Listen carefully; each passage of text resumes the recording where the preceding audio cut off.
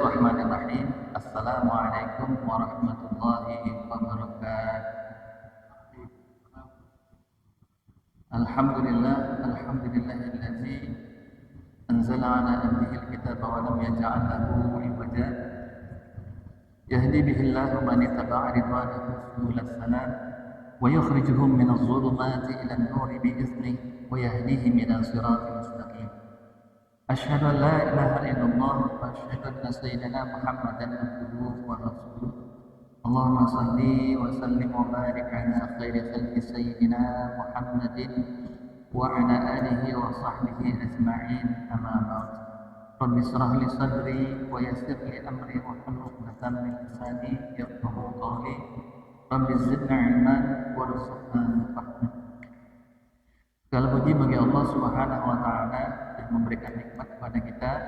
Malam hari ini kita bersyukur masih diberikan kesempatan untuk sama-sama kita mengikuti pengajian rutin setiap hari Minggu, hari Ahad, bahkan salat Isya, yang mudah-mudahan insyaallah secara istiqamah jika tidak ada halangan yang bersifat syar'i, pengajian tetap dilaksanakan dan mengharapkan kepada seluruh jamaah mobil khusus yang ada di sekitar Masjid Jami'ul Huda, barangkali yang ada keluangan waktu, kesempatan yang Allah berikan, mari sama-sama kita menghadiri pengajian ini.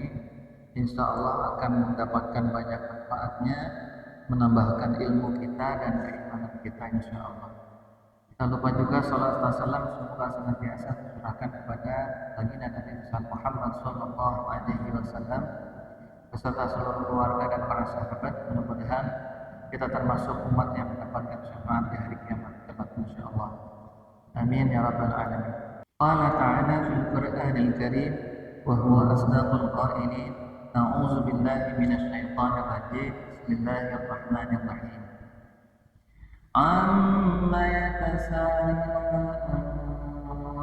'anil naba'il 'azim alladzi hum fihi mukhtalifun. Kalla saya'lamun thumma kalla saya'lamun. Alam naj'alil arda mihada wal jibala awtada wa khalaqnakum azwaja wa ja'alna nawmakum subata wa ja'alna al-layla libasa wa ja'alna an-nahara ma'asha wa banayna fawqakum sab'an shidada wa ja'alna sirajan wahhaja wa anzalna minal mu'sirati ma'an sajjaja linukhrija bihi habban wa nabata wa jannatin alfafan. Sadaqallahul azim. Yang akan kita kaji pada malam hari ini insyaallah menarik ya. Pertama, pada saat Rasulullah Shallallahu Alaihi Wasallam diutus oleh Allah Subhanahu Wa Taala untuk menyampaikan risalah Islam, tentunya Allah membekali Rasulullah dengan ayat-ayat sucinya yang kita sebut dengan Al-Quran, di mana di dalam kitab suci Al-Quran menjelaskan tentang konsep akidah, yang akidah ini sama sekali bertentangan dengan akidahnya orang-orang kafir Quraisy ketika itu. Bagaimana tidak ya? Pertama, ketika orang-orang kafir Quraisy menyembah Tuhan yang banyak, tiba-tiba Nabi Muhammad SAW mengajak untuk menyembah Tuhan yang satu. Ketika orang-orang kafir Quraisy menyembah Tuhan yang tidak bisa berbicara, tiba-tiba Nabi Muhammad mengajak untuk menyembah Tuhan yang bisa berfirman, bisa berkalam. Ketika orang-orang kafir Quraisy menyembah Tuhan yang kelihatan, jumlahnya tadi banyak, tiba-tiba Nabi Muhammad mengajak untuk menyembah Tuhan yang satu. Tuhan yang satu dan tidak kelihatan. Aneh kan? Asing kan? Bagi orang-orang kafir Quraisy ini asing, ajaran baru. Gitu. Makanya ada salah satu sabda Rasulullah Shallallahu Alaihi Wasallam menyebutkan bada al-Islamu ghariban wa sayakunu ghariban kama bada. Awalnya Islam datang dalam keadaan asing, nggak dikenal, dia anggap aneh, ajaran baru, ya kan? Wa sayakunu ghariban kama bada. Nanti di akhir zaman, di zaman kita nih, akan menjadi asing sebagaimana awalnya. Gimana nggak asing coba sekarang? Orang yang istiqomah menjalankan agama Islam terlihat aneh, ya kan? Misalnya hal yang ringan, sederhana, ucapan assalamualaikum saja. Kalau ketemu assalamualaikum nggak kita? Hari-hari kita nih kalau ketemu, baru ketemu, ngucapin assalamualaikum nggak? Paling kan assalamualaikum kalau masuk ke rumah atau masuk ke masjid, masuk ke majelis taklim. Tapi hari-hari kita kalau ketemu dengan saudara kita, dengan sama kaum muslimin, assalamualaikum enggak? Kalau ada yang ngucapin assalamualaikum, biasanya kelihatan rada aneh gitu. Ya kan? Sampai-sampai ucapan assalamualaikum waktu itu dijadikan candaan ya, walaupun waktu itu kena jadi delik pasal penistaan agama oleh seorang artis yang mengatakan bahwa ucapan assalamualaikum itu seperti orang meminta sumbangan kan gitu ya. Nah, karena apa? Ini ajaran Islam, tapi terasa asing di telinga orang Islam sendiri. Dan itulah zamannya kata Nabi, wa sayaudu ghariban kama kana. Orang yang berpegang teguh dengan ajaran Islam hari ini seperti orang yang asing. Karena apa? Saking banyaknya orang yang tidak menjalankan agama. Ada anak muda ngumpul di bawah waktu sholat dulu ya, sholat dulu yuk, kan misalnya kan gitu. Terdengar asing. Yang ada apa? Dulu-duluannya kan gitu. Banyak kan begitu. Kalau dulu ketika mendengar suara azan berkumandang, bahkan sebelum waktu azan itu mereka sudah bersiap-siap menunggu waktu sholat. Asing sekali. Nah, termasuk yang asing itu adalah apa? Konsep akidah yang dibawa oleh Rasulullah berbicara tentang hari kebangkitan. Di mana orang kafir Quraisy ketika itu pemahamannya orang kalau sudah mati selesai urusan, dikubur menjadi tanah, tulang belang mereka itu tidak akan pernah bisa kembali hidup. Ya kan? Ada nggak orang beriman, orang Islam hari ini yang punya keyakinan kayak gitu? Ya. Seolah-olah kematian itu adalah akhir dari segalanya. Ada nggak yang kayak gitu? Masih ada. Siapa? Mereka yang mengakhiri hidupnya dengan lompat dari flyover, dengan gantung diri, ya, dengan minum racun. Nauzubillah. Mereka menganggap kematiannya hari itu adalah akhir dari segalanya. Padahal, ya kan? Dalam konsep akidah Islam, kematian bukanlah akhir dari segalanya. Nggak selesai kan gitu. Nah, ini konsep yang terdengar asing di telinga orang-orang kafir Quraisy, sehingga mereka kemudian memperdebatkan, memperselisihkan, mempertanyakan tentang konsep ini. Apa benar hari kebangkitan itu ada apa enggak kan gitu. Makanya hari ini kita ingin menjawab, hari kebangkitan itu ada apa enggak? Ya. Kenapa ini perlu dibahas? Karena bisa jadi khawatir nih, ada seorang muslim yang kurang yakin terhadap hari kebangkitan. Kurang yakin. Tuh, kalau ditanya nih, hari akhirat ada enggak? Hampir setiap muslim, ya pasti semua muslim percaya akhirat itu ada. Hari kebangkitan ada enggak? Ada. Karena dalam Al-Quran dijelasin. Tapi dalam kehidupan sehari-harinya seolah-olah tidak akan dihisab tuh perbuatannya, nggak akan ditanyai oleh Allah Subhanahu wa Ta'ala, sehingga dia merasa bebas melakukan apa saja, termasuk meninggalkan perintah Allah. Seolah-olah dia tidak meyakini hari kebangkitan, di mana setiap manusia akan diperhitungkan semua amal ibadahnya. Nah, yang akan kita kaji di sini adalah Al-Quran dari surah saya bacakan, yaitu surah An-Naba. An-Naba itu diambil dari salah satu bunyi ayatnya ya. Surah An-Naba itu masuk juz yang ke-30. Di mana Allah Subhanahu wa taala berfirman, "A'udzubillahi minasyaitonirrajim. Amma yatasaalun." Tentang perkara yang mereka pertanyakan. Anin naba'il azim. Anin dari naba, yaitu berita, azim itu besar. Mereka memperselisihkan, mempertanyakan tentang naba'il azim. Makanya disebut nabi karena dia adalah pembawa berita. Naba'il azim, berita yang besar. Apa berita yang besar? Yang dimaksud di sini adalah tentang hari kebangkitan itu. Nah, kenapa hari kebangkitan itu adalah perkara besar? Kenapa hari kebangkitan itu perkara besar?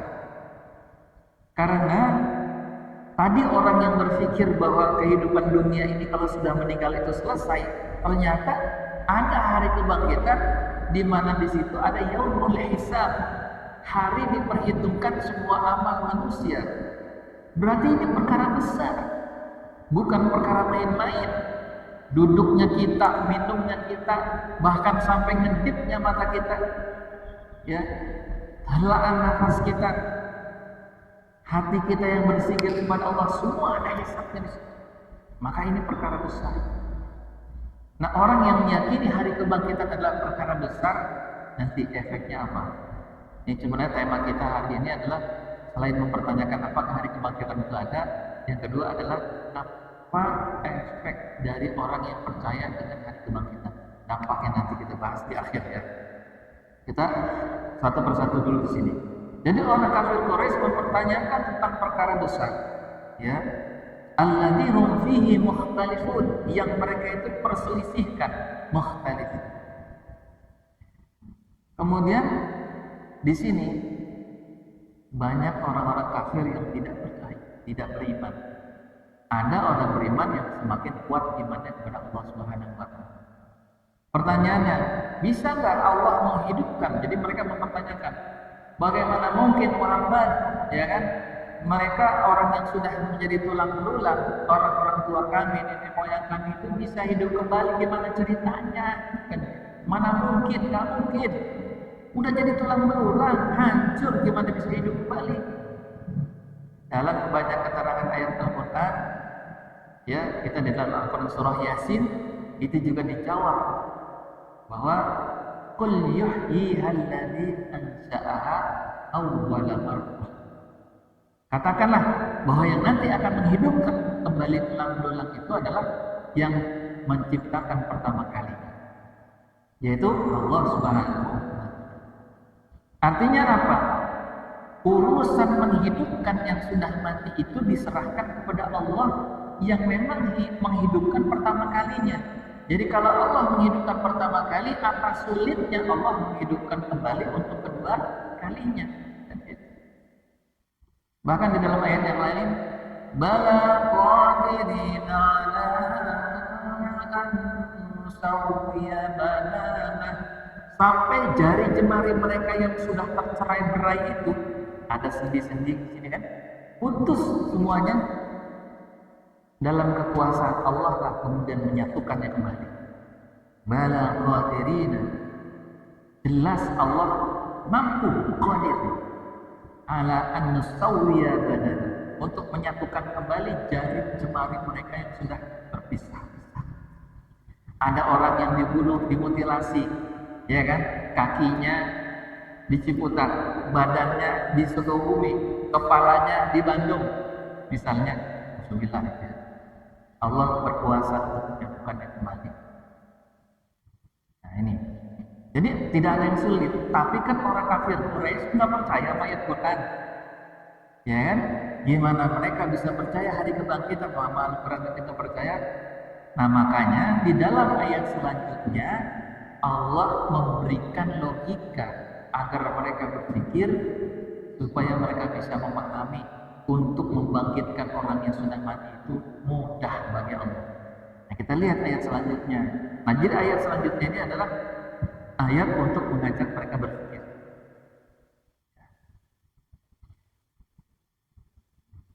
Sebelumnya di sini ada firman Allah, kalla saya'lamun, summa kalla saya'lamun. Dua kali Allah menggunakan saya'lamun. Sekali-kali tidak. Allah menolak argumentasinya orang-orang Quraisy. Orang Quraisy mengatakan orang yang sudah mati nggak akan bisa hidup. Kata Allah, tidak. Saya'lamun, kalian pasti akan menyaksikan hari kebangkitan itu. Tsumma kalla saya'lamun, sampai ditekankan dua kali, maksudnya berarti Allah menegaskan dengan kepastian. Walaupun sebenarnya satu ayat sudah cukup, tapi Allah ingin memastikan, menegaskan kembali bahwa kalian pasti benar-benar akan menyaksikan hari kebangkitan itu. Lalu disodorkanlah kemudian argumentasinya. Apa argumentasinya? Alam naj'alil arda mihada, bukankah kami telah menjadikan bumi ini sebagai hamparan, wal jibala autada, dan gunung-gunung itu sebagai pasak. Sebagai apa pasak?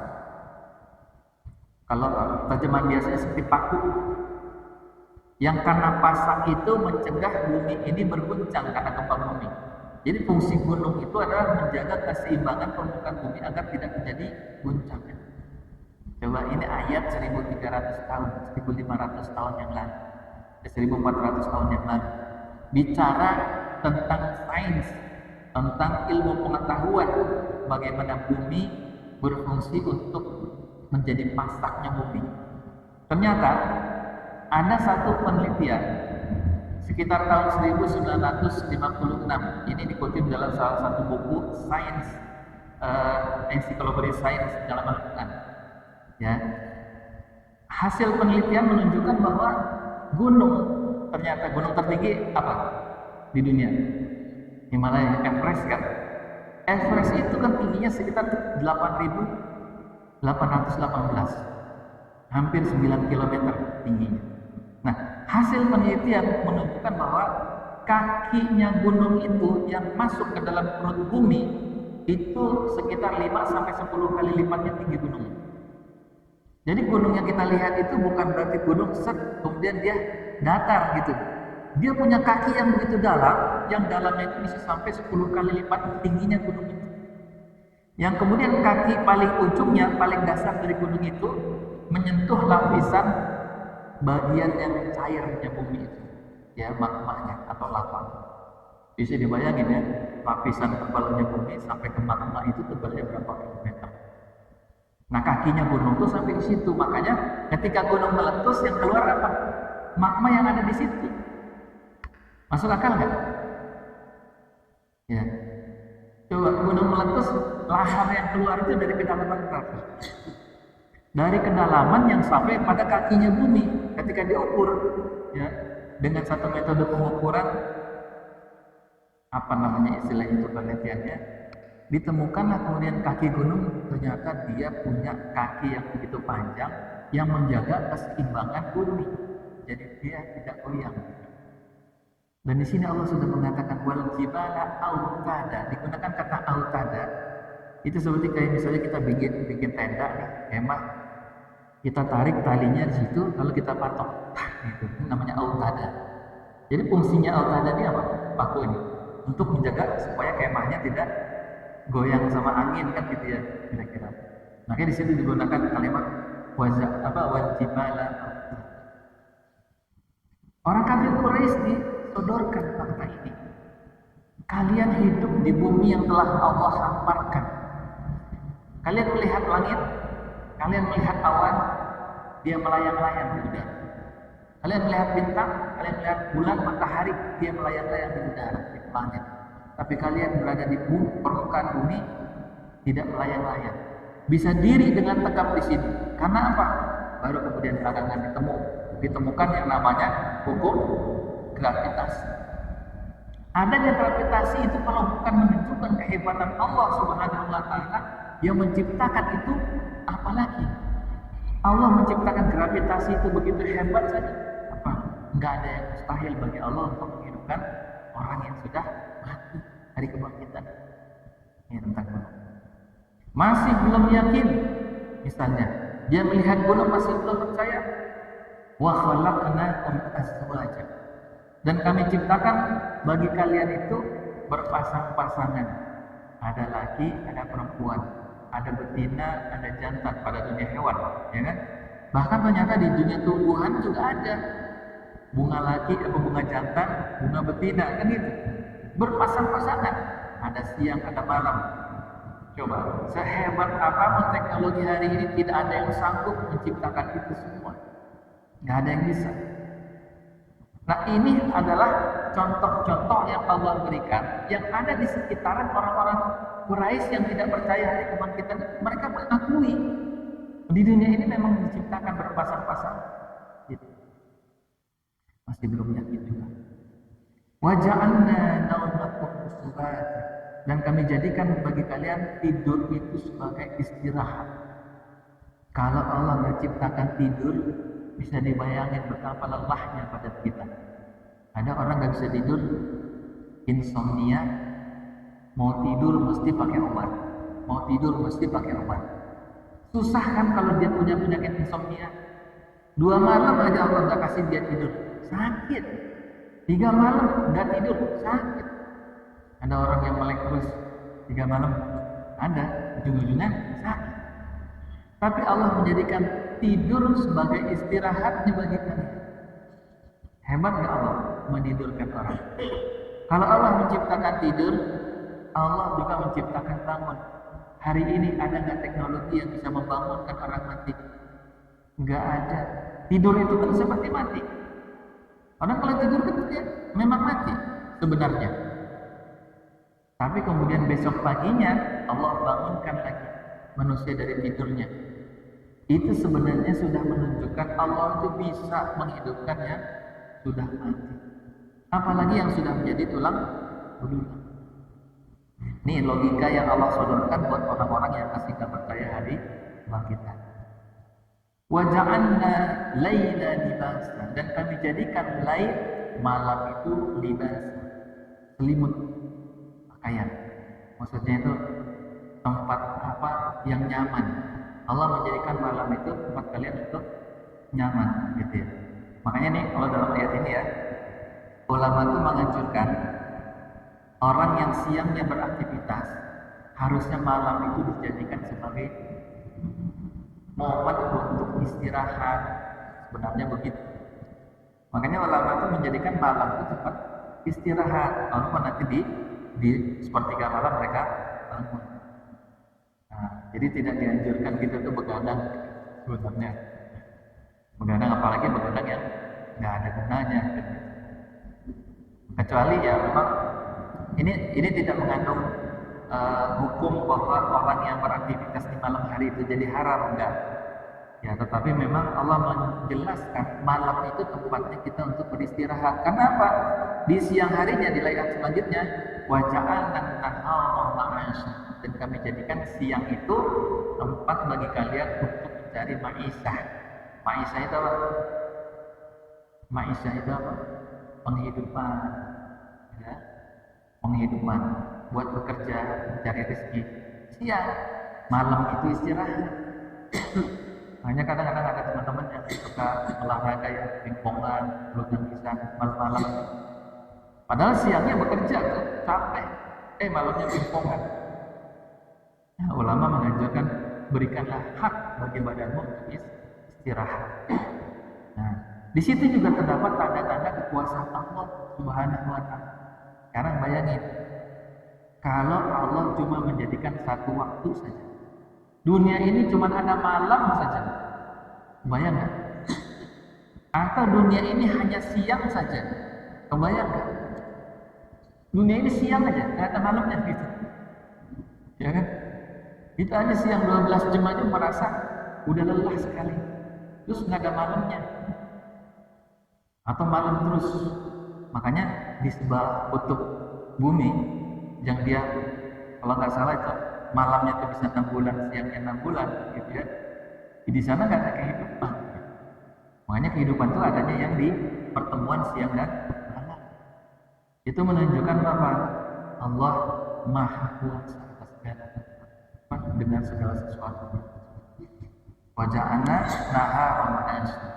Kemudian wa banaina fawqahum sab'an shidada. Di atas mereka itu Allah kemudian membangun langit yang berlapis-lapis. Sab'an shidada, ada 7 lapis langit. Sekarang perhatikan, satu lapis langit yang bisa kalian jangkau itu saja sudah menunjukkan betapa hebatnya Allah. Di langit ada apa? Di langit ada matahari. Di langit ada awan, ada matahari, ada bulan, ada bintang. Semuanya melayang. Bulan beredar sesuai dengan garis edarnya, matahari beredar sesuai dengan garis edarnya. Semuanya tidak ada yang saling mendahului atau saling bertabrakan. Artinya apa? Ada zat yang maha hebat yang mengatur semuanya. Kalau itu semua diatur, berjalan dengan keteraturan, yang karena keteraturan itu kita bisa menghitung bilangan bulan, bilangan tahun, apa nggak hebat Allah Subhanahu wa Ta'ala? Orang hari ini bikin mobil butuh perawatan 1 bulan, 2 bulan diganti oli, berapa kilometer ganti oli, ganti servis mesinnya. Tapi langit yang Allah ciptakan dengan seluruh benda-benda langitnya nggak perlu servis dan dia berjalan selama ribuan tahun lamanya. Apa itu nggak hebat Allah Subhanahu wa Ta'ala? Kalau yang kehebatan seperti itu, apa nggak mungkin membangkitkan manusia dari mati? Kurang hebat apa lagi? Masih belum percaya dengan hari kebangkitan? Ditambah lagi sama Allah untuk menekankan keyakinan itu. Ya, apa? Wa ja'alna sirajan wahhaja. Dan kemudian kami jadikan apa? Sirajan wahhaja. Di sini sirajan wahhaja itu diartikan sebagai matahari, ya. Sinar yang menyinari, sirajan wahhaja, sinar yang menyinari. Yang dimaksud itu adalah matahari. Nah, matahari juga termasuk salah satu kehebatan Allah Subhanahu wa Ta'ala. Wa anzalna minal mu'sirati ma'an, dan kami turunkan kepada mereka minal mu'sirat. Mu'sirat itu adalah awan yang mengandung air, ya, ma'an sajjaja, air yang kemudian turun secara beruntun, ya, yang dimaksud hujan, gitu ya. Ya, jadi kami menjadikan awan yang mengandung air itu turun sebagai hujan, yang karena air yang diturunkan itu, ya, linukhrija bihi habban wa nabatan. Tentang hujannya dulu dah, kita perhatikan.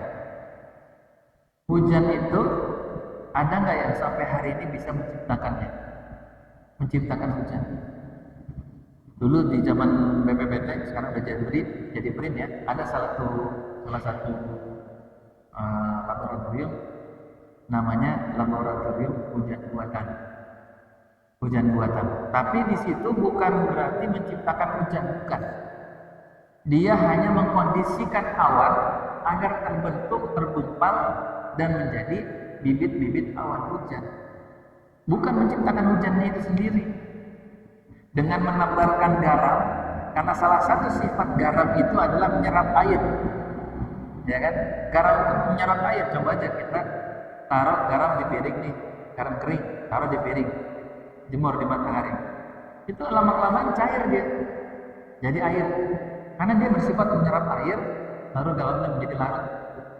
Nah, dari sifat garam inilah kemudian ditebarlah garam itu di bibit-bibit awan, gumpalan-gumpalan awan, sehingga air terbentuk, saling tarik menarik, membentuklah gumpalan-gumpalan awan yang berserakan tadi, sehingga kalau sudah mendung, ditiup angin, ini juga tiupan angin atas takdir Allah, kekuasaan Allah, baru kemudian turun menjadi hujan. Itu disebutnya teknologi hujan buatan. Tapi bukan manusia yang menciptakan air. Itu nggak ubahnya seperti seolah-olah kayak gini loh. Ada danau, ya, kemudian di bawahnya ada sawah. Manusia hanya mengalirkan dari danau, membuat saluran air ke sawah, kayak gitu kira-kira. Apakah manusia yang membuat air itu? Bukan. Sama seperti hujan, manusia hanya mengarahkan. Yang menurunkan hujan adalah Allah. Di danau, manusia hanya membuat saluran air. ya, yang ke kanan, yang ke kiri, ke sawah siapa, hanya seperti itu. Tapi yang menggerakkan air dari sana ke sini, dari danau ke sawah itu siapa? Allah. Lewat apa? Yang diciptakan yang kita sebut dengan hukum gravitasi tadi. Air mengalir dari dataran tinggi ke dataran rendah. Coba, siapa yang bisa membalikan air dari dataran rendah ke dataran tinggi tanpa bantuan pompa misalnya? Manusia nggak bisa. Ya, hukum gravitasi ini nggak bisa dilawan. Dan gravitasi adalah salah satu tanda kehebatan Allah Subhanahu. Pada hujan, kalau orang mau berpikir, itu sudah cukup tanda-tanda kebesaran. Nah, yang karena hujan itu kemudian linukhrija bihi habban wa nabat. Kami mengeluarkan dari siraman hujan itu habban, biji-bijian, wa nabata.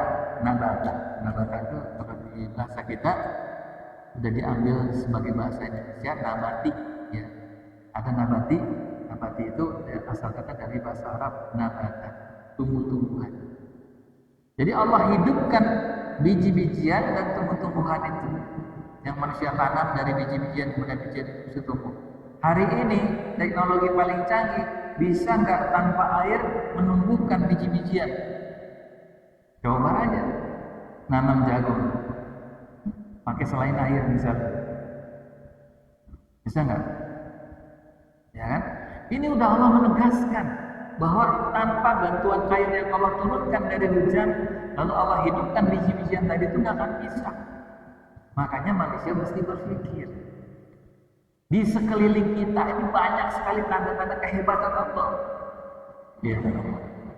Jadi untuk meyakini kehebatan Allah itu tidak harus kita misalnya harus menyaksikan langsung mukjizatnya Rasulullah di hadapan kita. Makanya keimanannya orang-orang di akhir zaman yang mereka tidak bertemu langsung dengan Rasul, tidak melihat langsung mukjizatnya Rasul, keimanan mereka itu dipuji oleh Rasulullah. Sampai kita ini dianggap sebagai apa? Saudaranya Rasulullah. Aku rindu dengan saudara-saudaraku. Kata Rasul ketika waktu ziarah ke kuburan, aku kangen dengan saudara-saudaraku. Kata sahabat, ya Rasul, bukanlah kami ini saudara-saudaramu? Kata Rasul, kalian adalah antum ashabi, kalian adalah sahabatku. Adapun saudara-saudaraku adalah orang yang tidak berjumpa dengan aku, tapi mereka beriman kepada kita ini, yang alhamdulillah sampai hari ini masih beriman kepada Rasulullah dan kita dianggap saudaranya Rasulullah. Alhamdulillah.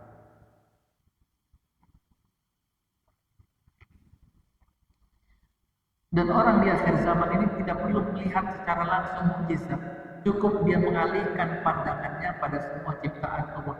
Di situ pasti akan menyaksikan kehebatan Allah Subhanahu wa taala.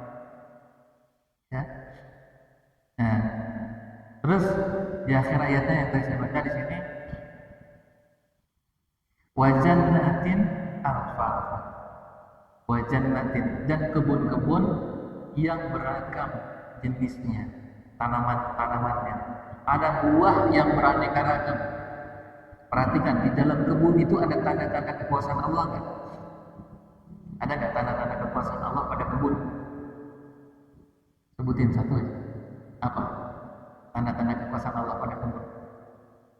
Kalau tadi disebutin ya, Allah menumbuhkan dari ayat. Selain itu apa? Yang teman-teman bisa rasakan keajaiban Allah Subhanahu wa taala pada kebun. Jadi di sini Allah sebutin nih, wajannatin alfalfa, itu bagian dari rangkaian kehebatan Allah yang disebutkan dari awal tadi. Buah, apa keajaiban Allah pada buah? Matang, ya, proses dari batang keluar buah. Ya. Tapi ada yang lebih istimewa lagi.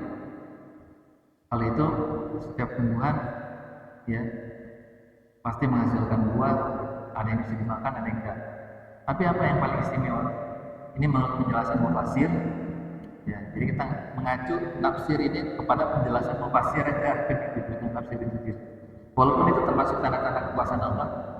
Kekuasaan Allah pada kebun itu adalah mereka hidup di tanah yang sama, tapi menghasilkan buah yang beragam.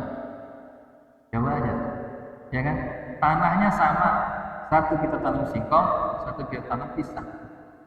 Buahnya bisa beda, padahal tanahnya sama. Kan gitu. Sumber makanannya sama, pupuknya sama, tempatnya sama, mataharinya sama. Tapi di situ menghasilkan buah yang beragam. Makanya di situ Allah sebutkan wajannatin alfafa, berjenis-jenis bermacam-macam dari kebun itu isinya tanaman-tanaman yang beragam. Nah, harusnya ini pun membuat kita semakin berpikir bahwa disitulah banyak kehebatan Allah Subhanahu wa Ta'ala. Nah, berarti apa ya?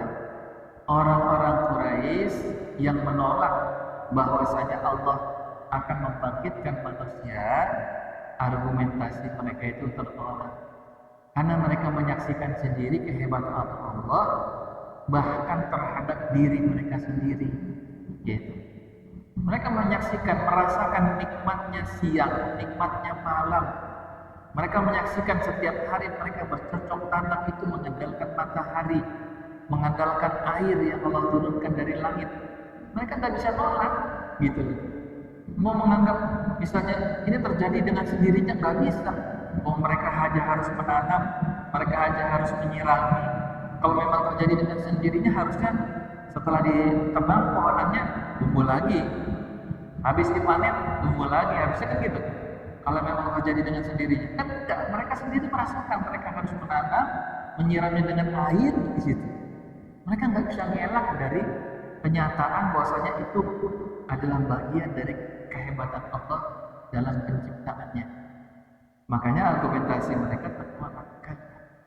Ya, enggak. Klaim mereka keliru. Bahwasanya yang benar itu adalah kehidupan hari berbangkit, yang mereka perselisihkan adalah kepastian. Nah, inilah argumentasi. Harapannya dengan kita mengkaji ayat ini, ya, khususnya buat kita orang Islam, pertama, semakin meyakini bahwa kehidupan akhirat yang disebut dengan hari berbangkit itu ada dan pasti terjadi. Tidak ada yang mustahil bagi Allah Subhanahu wa Ta'ala. Maka pesan ulama, siapapun orang yang meyakini hari kebangkitan, harusnya dia tahu bahwa di hari kebangkitan itu ada yaumil hisab. Setiap orang yang meyakini bahwa nanti di hari kiamat ada yaumil hisab, maka seharusnya setiap orang mempersiapkan dirinya. Ini pesannya begitu. Kalau tahu hari kebangkitan itu sudah pasti, harus tahu di dalamnya ada hisab. Kalau di dalamnya ada hisab dan itu bersifat pasti, harusnya hari ini umat Islam banyak mempersiapkan diri menghadapi hari hisab. Kira-kira kalau mati besok sudah siap apa belum? Jangankan mati besok deh, ya 5 tahun lagi nanti, katakanlah gitu. Kalau kita hari-harinya ya kayak gini-gini aja, 5 tahun lagi kira-kira siap nggak? Kalau gini-gini aja nih, ya melalui hari-hari dengan hal-hal yang kadang-kadang tidak berkualitas. Nah, orang yang yakin, harapannya dengan setelah mengkaji ini, ya mudah-mudahan kita insya Allah setelah mengkaji ini semakin kuat keyakinan kita hari kebangkitan itu pasti. Yang kedua, ya memotivasi kita.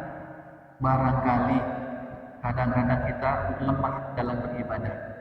Maksiat sih enggak, tapi lemah beribadah. Maka ingatlah hari kebangkitan itu. Ya, hari kebangkitan itu suka atau enggak suka akan dilewati oleh orang yang beribadah ataupun yang enggak beribadah. Pasti. Ini pasti ada. Karena bersifat pasti inilah ya harusnya.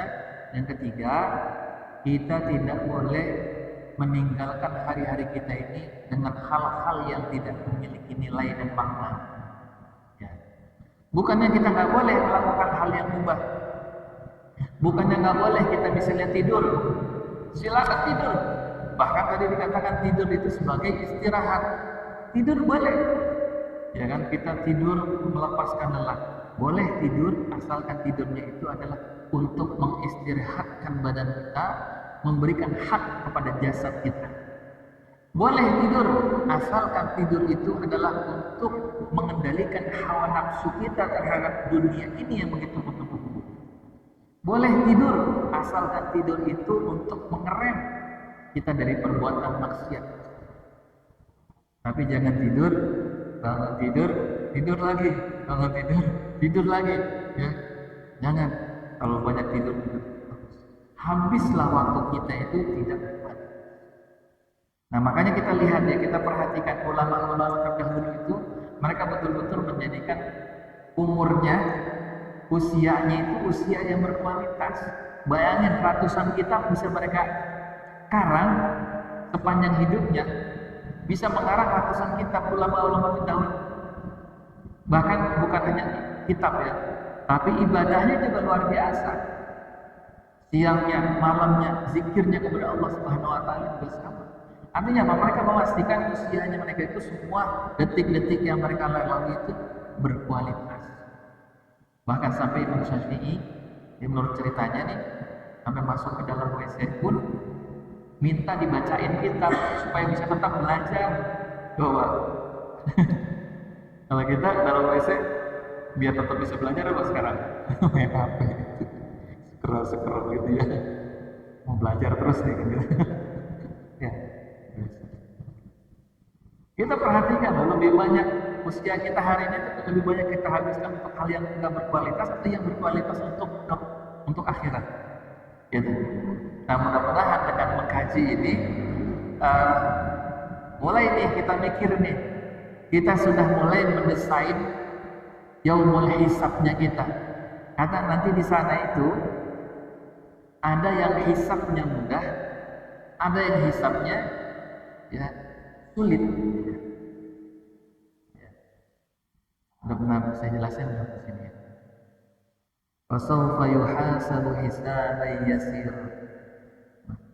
Sampai Rasulullah berdoa ketika mendengar ayat ini, membacakan ayat ini, berdoa kepada Allah, Allahumma hasibna hisaban yasir.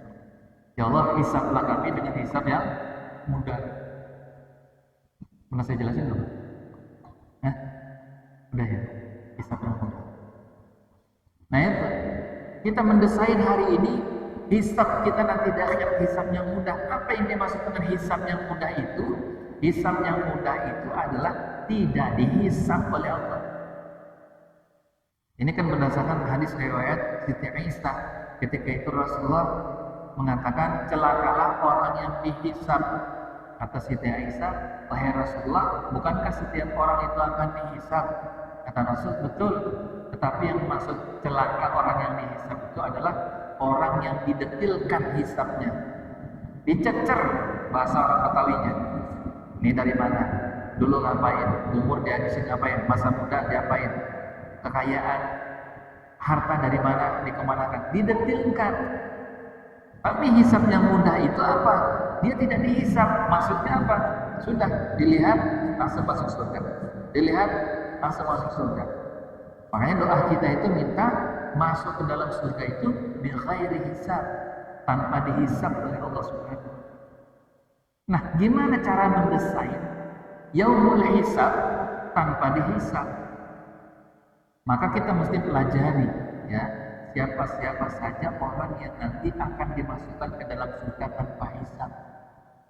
Itu banyak bertebaran dalam keterangan hadis Nabi. Mungkin nanti kesempatan lain kita akan kumpulkan siapa saja orang yang nanti akan masuk surga tanpa hisab.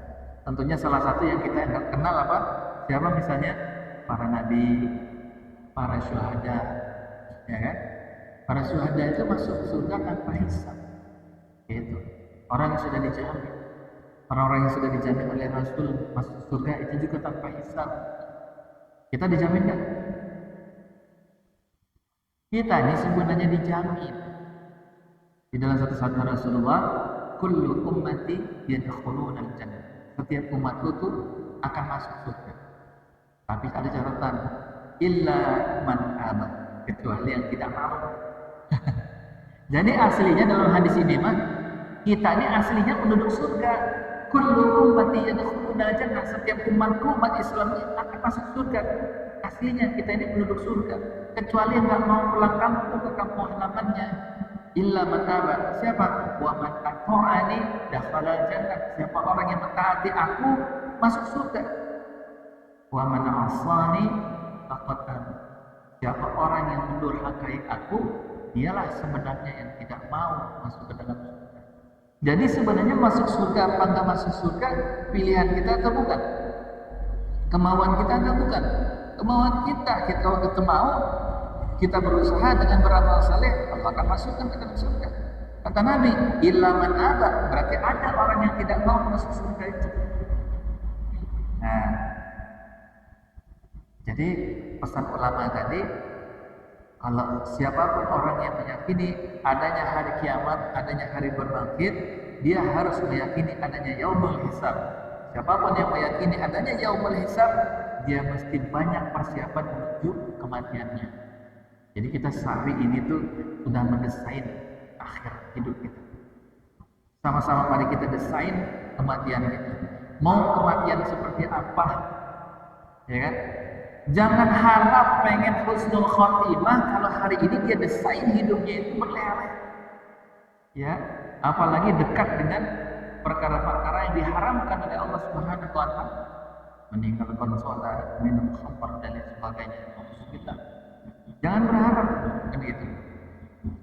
Ada yang beranggapan, banyak kok orang dulu yang berbuat maksiat akhirnya husnul khotimah kan gitu. Bagus juga dia taubat lagi. Barangkali kok begitu. Barangkali kan gitu.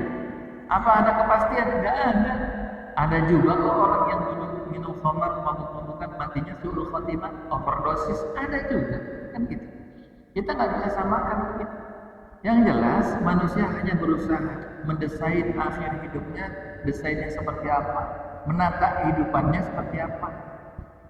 Hari ini, pernah dulu saya sampaikan, yang namanya persiapan kematian itu bukan ketika sudah masuk syariat asli. Tapi hari ini, ketika kita diberikan kesehatan, hari inilah kita banyak persiapan kematian. Nah, mudah-mudahan duduk kita di majelis taklim ini dicatat oleh Allah Subhanahu wa taala. Sedetiknya, ya, menitnya, jamnya, helaan nafas kita, apa yang kita pikirkan, kita zikir kepada Allah, yang kita baca ayat-ayat suci Al-Quran, semuanya dilipat gandakan pahalanya oleh Allah Subhanahu wa taala. Itu yang kita harapkan. Makanya terus bersemangat melawan ngantuk, terus bersemangat melawan dinginnya cuaca hujan. Hadir di dalam majelis taklim, insyaallah bermanfaat. Baik, ada yang ditanyakan di sini? Silakan.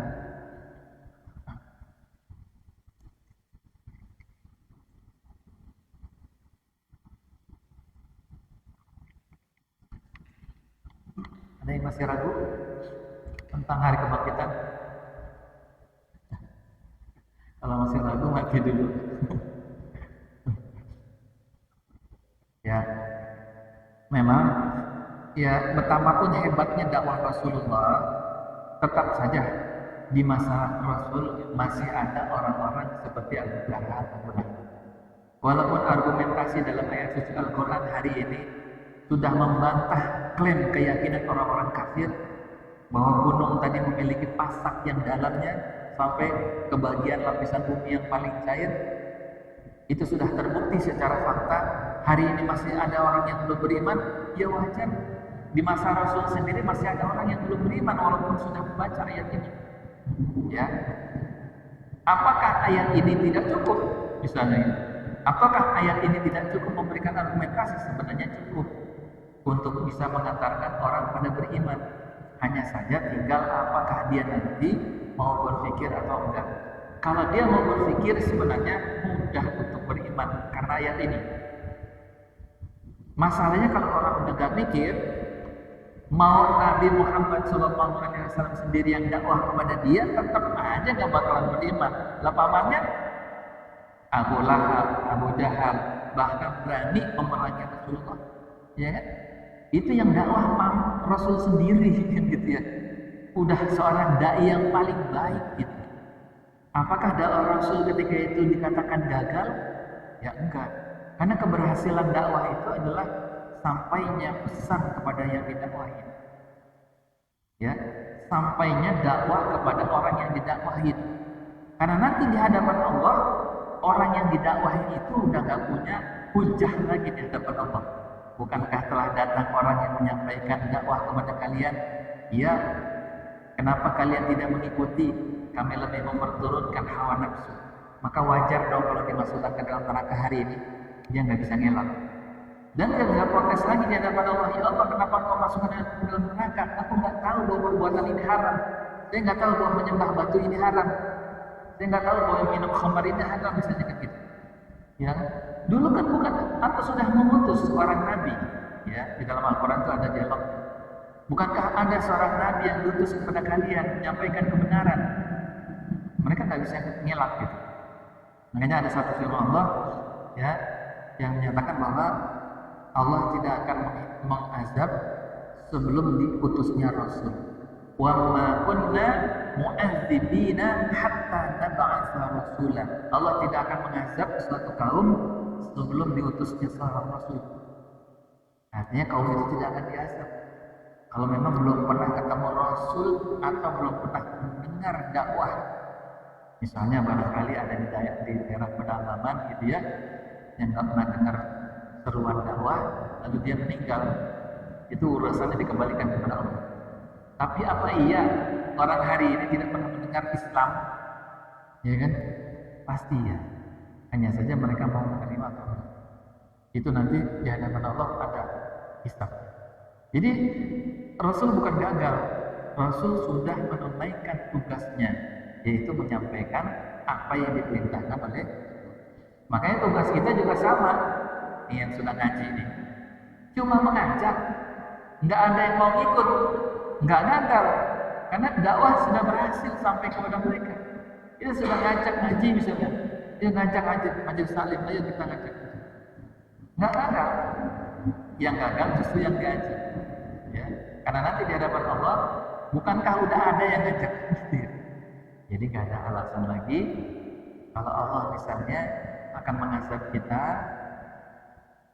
Bukan karena Allah itu kejam, ya.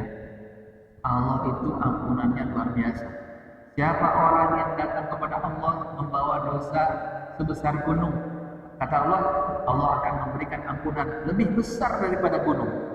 Siapa orang yang datang kepada Allah membawa dosa sebesar bumi, maka Allah akan memberikan ampunan jauh lebih besar daripada bumi.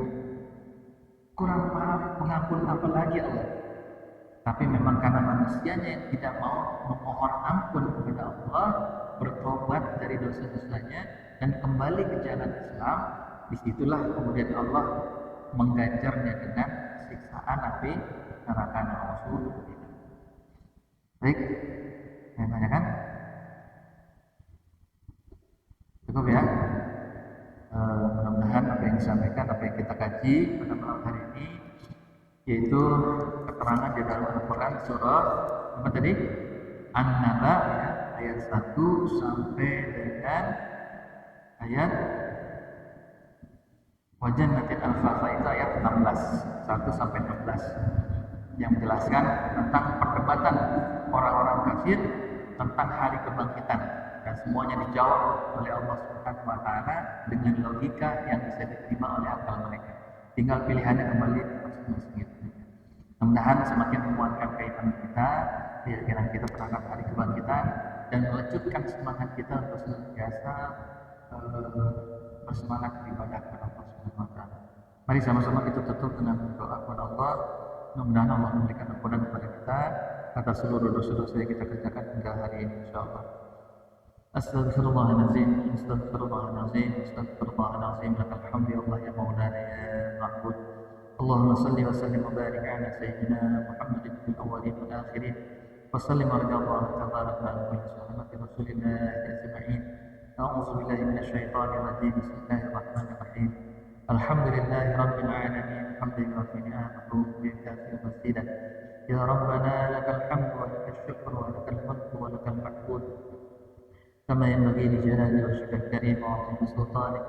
اللهم صل على سيدنا محمد وعلى آل سيدنا محمد. اللهم اغفر للمسلمين والمسلمات والمسلمات والمؤمنين والمؤمنات الأحياء والأموات إنك أنت السميع الكريم مجيب الدعوة يا قاضي الحاجة. اللهم سلمنا والمسلمين واحفظنا والمسلمين. اللهم بارك لنا في رجب وشعبان وبلغنا رمضان. اللهم يا مقلب القلوب ثبت قلوبنا على الدين.